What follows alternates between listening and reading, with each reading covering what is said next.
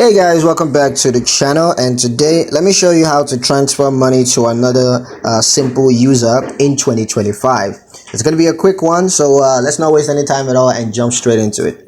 The first step, of course, is going to be to log into your Simple account. So go ahead and log on to Simple's website and sign into your account using your email address and your password. Of course, you can also log in on Simple's mobile app. And once you're logged into your account, just click on the transfer button that's in the top navigation bar.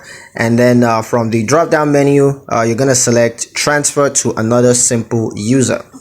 And next, you're going to need to enter the recipient's email address. And then you're going to need to enter the transfer amount.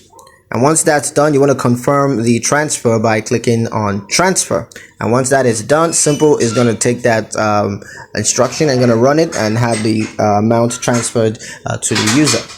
That's pretty much it on how to transfer money to another Simple user in 2025. I hope you guys liked the video. Hope you found the information useful enough. If you did, like the video, comment down below, let me know what you thought. Share the video with your friends and subscribe to the channel if you haven't done so already, and I will catch you guys in the next one.